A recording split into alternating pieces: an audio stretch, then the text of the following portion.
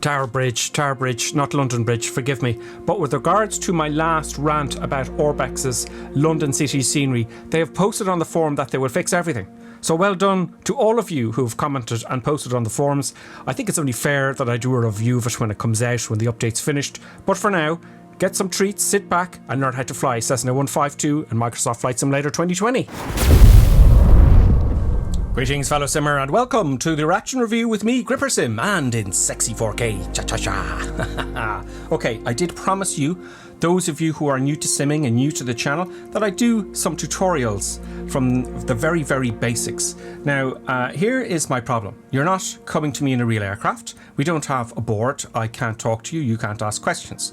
So I'm going to try and follow the actual real-world PPL syllabus as much as one can in a flight simulator, because I can't sit beside you in the aircraft. But I have to tell you, those of you who are experienced simmers, you know, I was an experienced simmer as far as I was concerned before I started this channel, and when I started flying real aircraft, well, I learnt things were quite different, and this will certainly help you. There will be things in here, I'm certain, that will help you experienced simmers. Now, how am I going to do this? Well, I'm going to follow the real world PPL syllabus, and that goes from exercise 1 to 19. Exercise 1 is aircraft familiarization, which we're going to do now.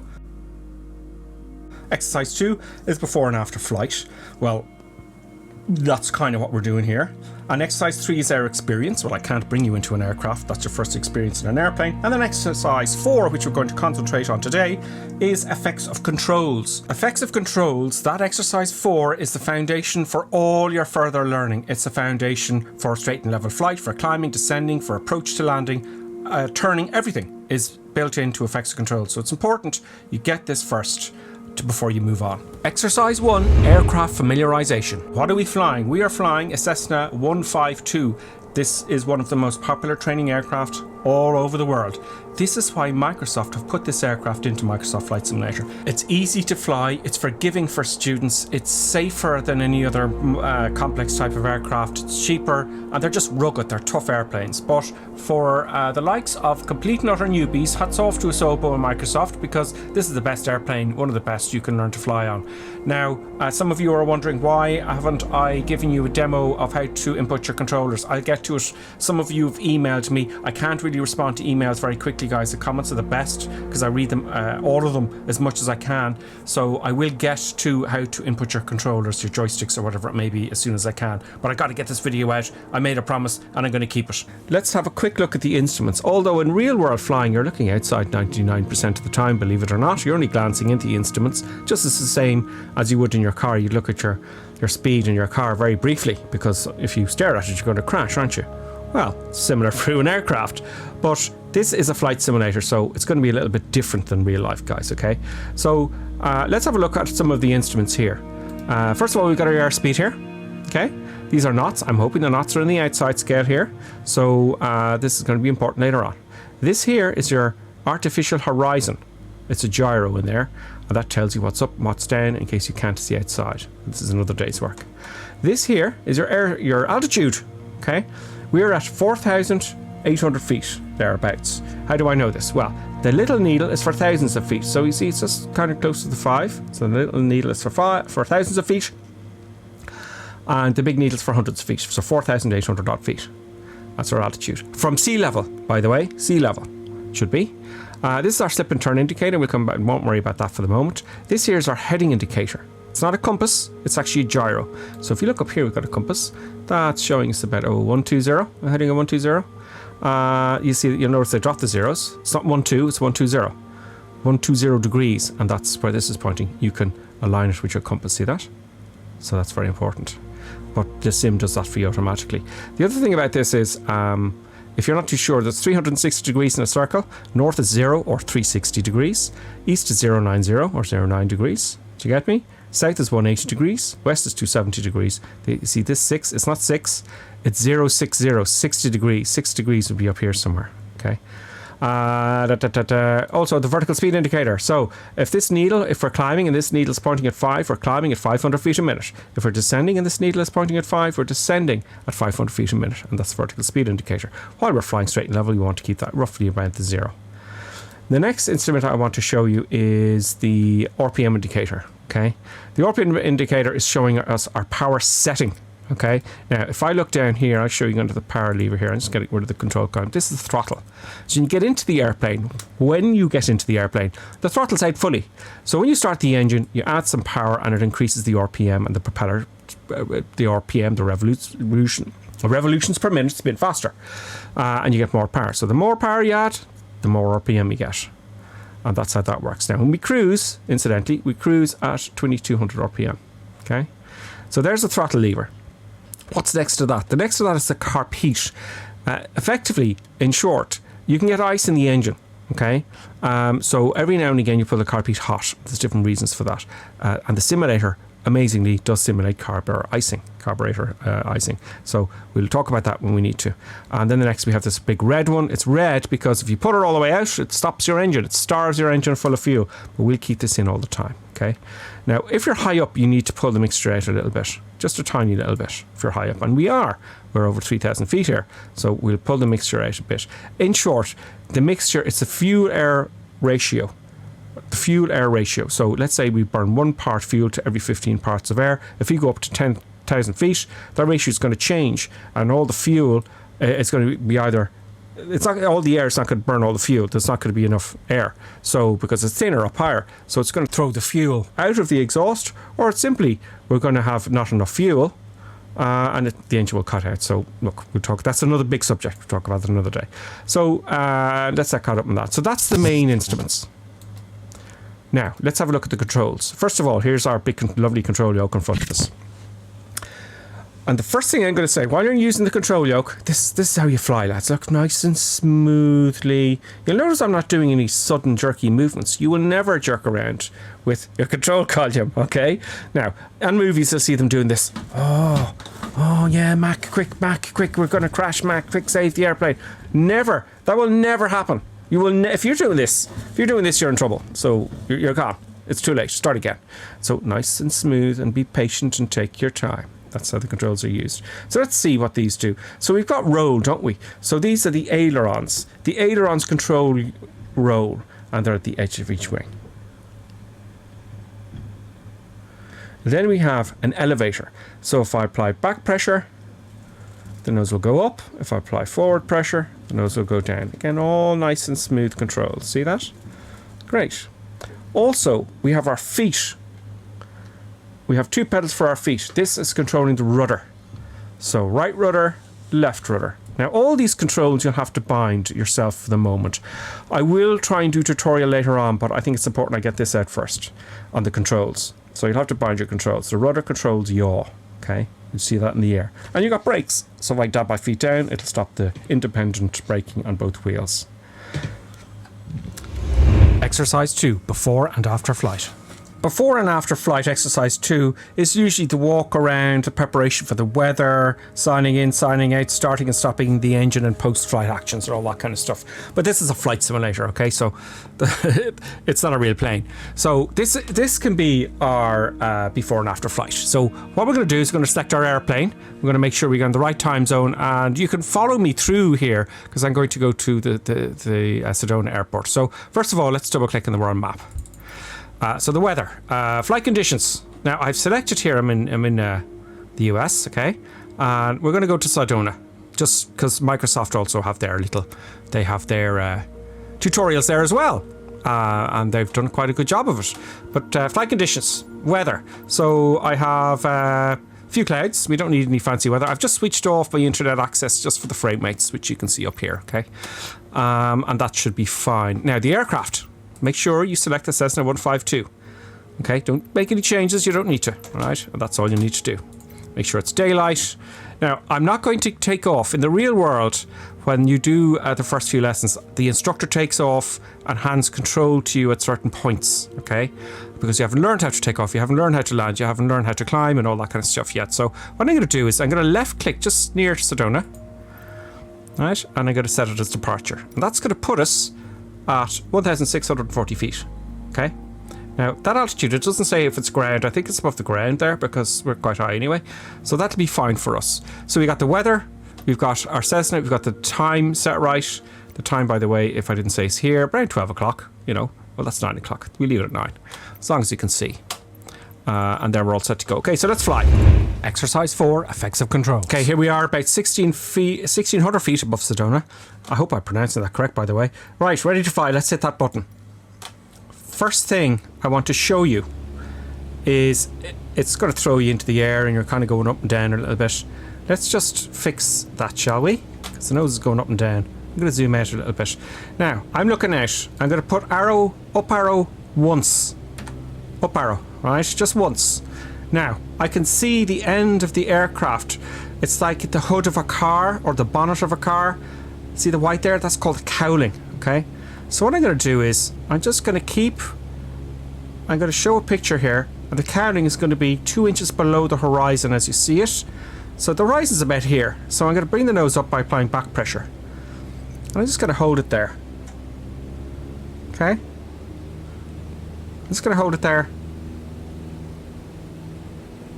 Now, what is that doing? I'm keeping this picture, just look outside. Now that picture, just there. There. That's what I want. Now, it's going to go up and down, but what I'm looking for, see the vertical speed indicator there? Now, it's climbing at about, 400 or 500 feet a minute. So I'm adjusting my picture to get about there. So it'll go up and down, that's fine, but it's around about 0 all the time, isn't it? So that picture there now. So the horizon's just behind those hills. First thing.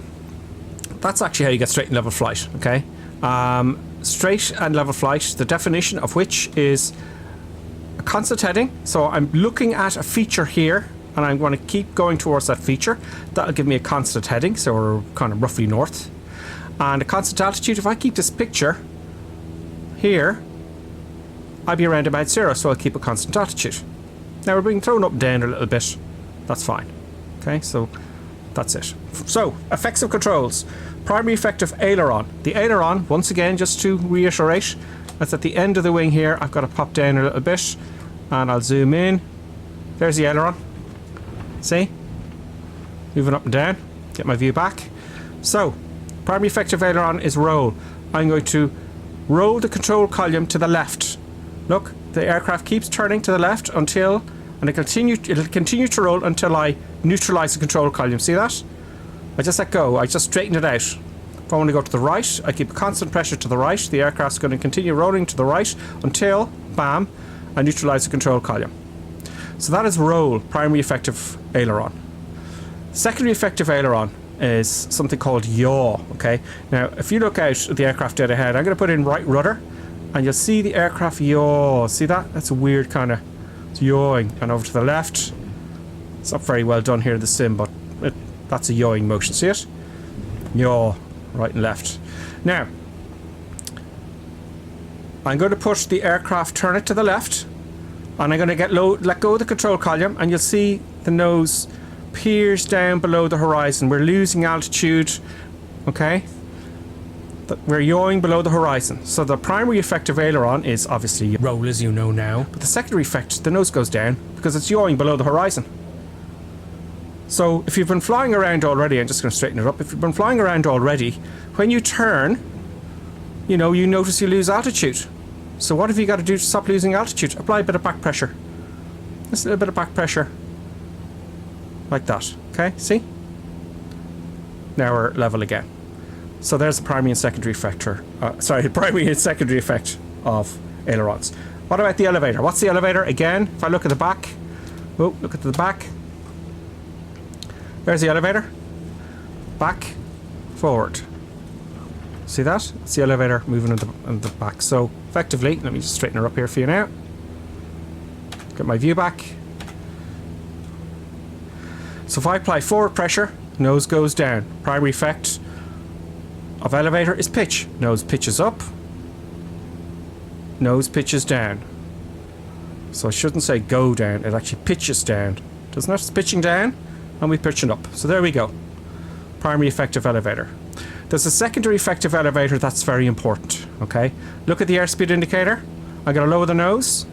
Primary effect of elevator is pitched down. We're pitching down, but the airspeed is building up significantly. Secondary effect of elevator, when I pitch up, the airspeed decreases.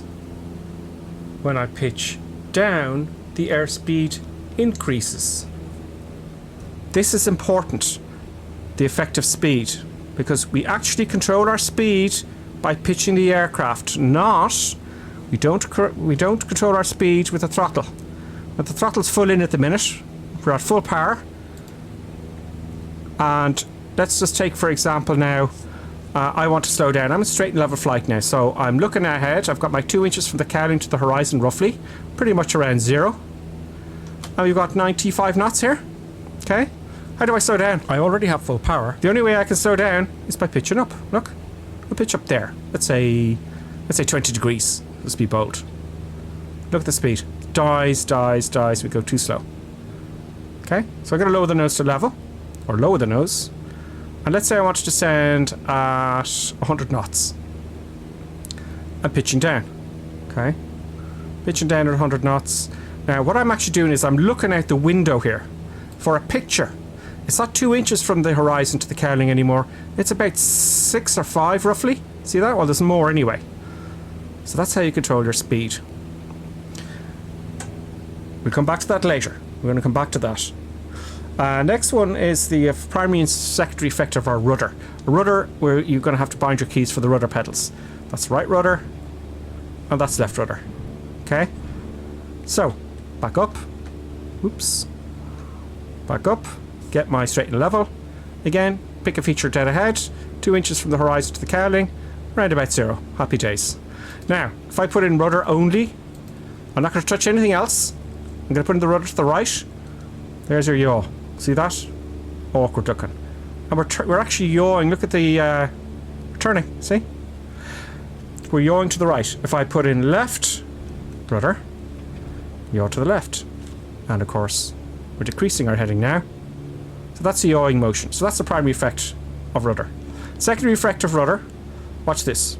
I'm going to put in rudder only and nothing else. So left rudder, yaws and then rolls. Look at that. Yaws and then it rolls. Now I'll straighten her up, take my feet off the rudders, look outside, get my picture back again for straight and level flight. 2 inches above the cowling is the horizon. See? There's the cowling there, the white bit. I can pop up a little bit more if I like. There's the end of the cowling there, and there's the horizon. The horizon obviously is behind those hills, isn't it? And that'll keep us pretty much level. Now, so, those are the primary and secondary effects. Flaps, you're probably wondering, what are flaps for? Well, flaps allow us to fly slower, safer. It's very important when you're landing. Let's see the effect of flaps. So I'm going to put the flaps all the way down all at once. You should never do this in real life, but this is a simulator. So I'm going to look over to the side here. I'm going to pop my head down so you can see them coming down, right? And you can see out the window we're flying nice and level. Let's see if I put all the flaps down. Oh, the nose goes up. See that? Look. So we're ballooning. Look at our vertical speed. And then we're coming back down again. So we're gaining altitude and losing altitude. We're oscillating. Now, why is the nose going up and down like that? Well, when you lower the flaps, you get more lift, don't you? So the nose is going to go up. I'm not going to complicate things by telling you exactly yet why that is, but we're kind of oscillating. It's going to end up more than likely straight and level, or level anyway, right? So if you look at the vertical speed there, it's kind of stopping its oscillation. I'm not touching the controls when this is happening, by the way. And there we go. We're kind of back to level now. So now, there we go. We've got the flaps hanging out. And interesting. Look at our speed. We're at 55 knots now, whereas before we were going much faster. Well, look. The flaps are hanging out. They're like saucers sticking out. They're causing lots of drag and lift, right? So they're no good to you in the air. But they're good for you for landing, because you can fly slower into the airfield. So I'm going to take the flaps up. I'm going to see the effects of flaps when we take them up. So the flap lever is down here, by the way. There's the flap lever. Take them all up. Oops. Here, I'll actually zoom out and I'll take them up. I'll take them up with my button here. There we go. Flaps are coming up. And we're sinking. Look. We're losing a lot of altitude. We're sinking. And we're accelerating again. The nose is going up. Why is the nose going up like that when we pitch down? I haven't touched any controls. And I'll tell you why. Let me just get it straight again. If you look back here, you see the tail, okay? The prop is throwing air over the aircraft and down to the tail. So when you increase speed through either the propeller or by lowering the nose, there's a downforce of the tail always. So that's why the nose goes up.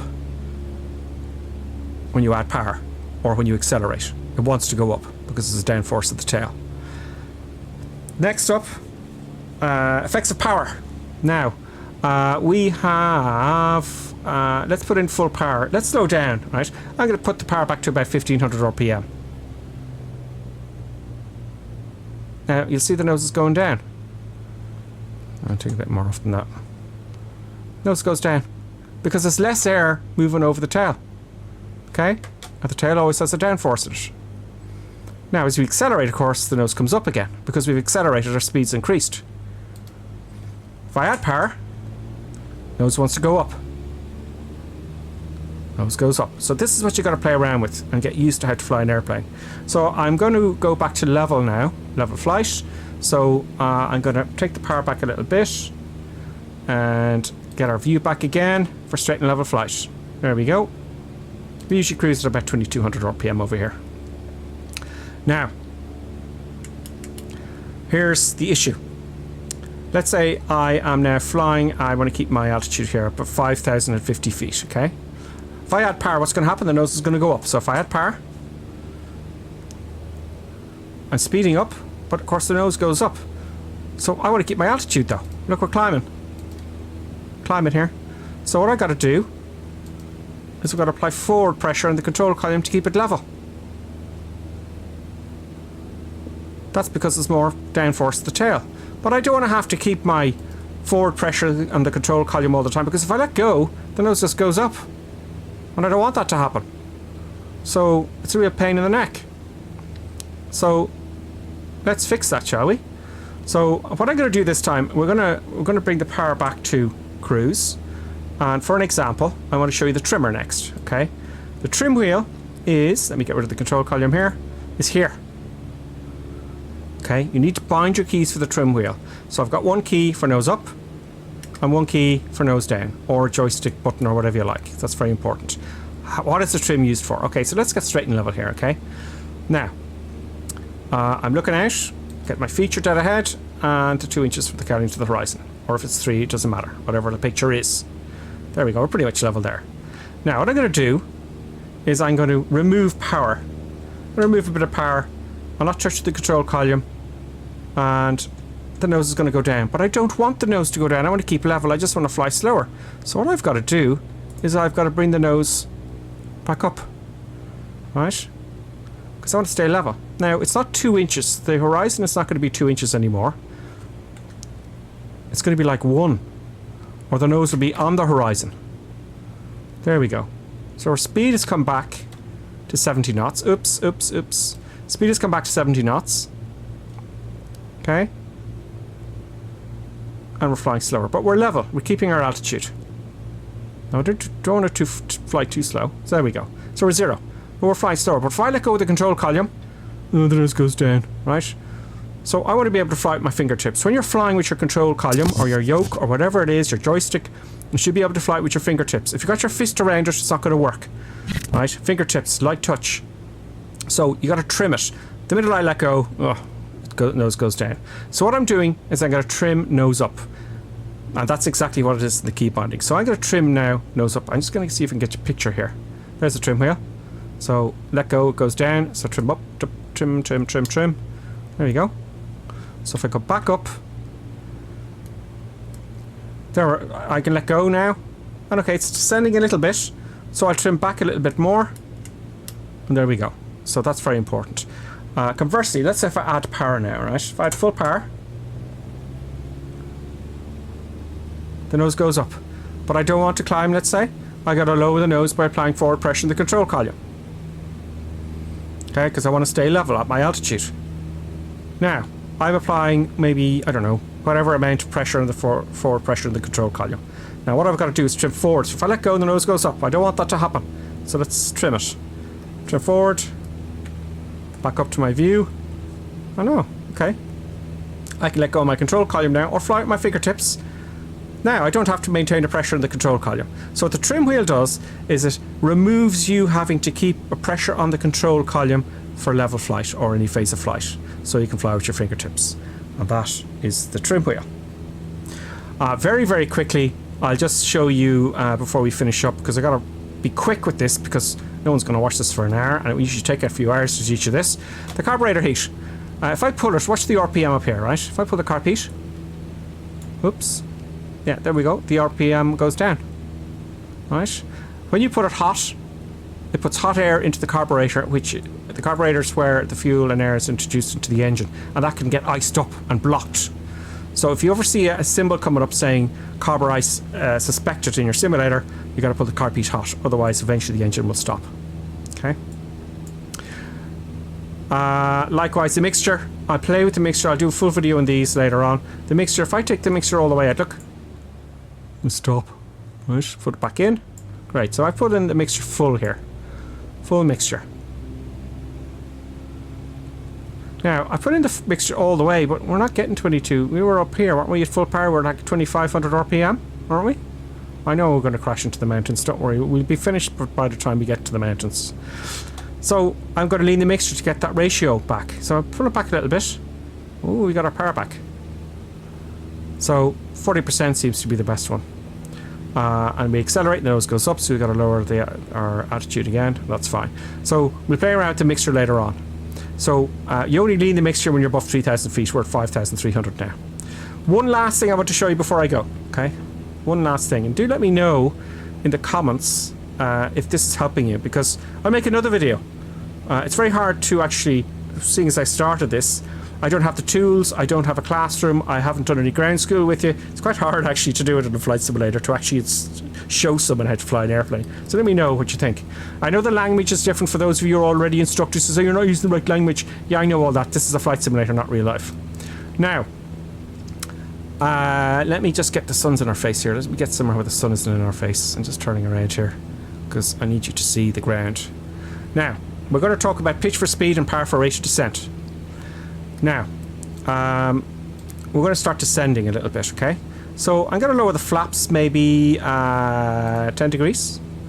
Now, in real life, I should wait till I'm below that wide arc there, okay? So let's keep that going. So I'm going to remove some power, and we're going to do a descent. So removing the power, it's about 20 RPM, and the nose is going to go down, right? And I want to descend at 70 knots. So I'm holding the nose level. Look at the vertical speed indicator. I'm adjusting my view outside. Now I lower 10 flaps. When we're below 85 knots of this aircraft, you can lower 10 flaps. Oh, it's a bit finicky. Hang on. There we go. Right, so we're going to descend now at 70 knots. Maybe I should take some more power off, because it's not exactly doing it for us. Now, don't let the nose go down immediately. Hold it level. Hold the nose up until you get 70 knots. Hold it level there, see? Now it's going past 70, so I've got to lower the nose because we pitch for speed, don't we? So I'm pitching for the 70 knots. Now I've got 70. This is my new picture.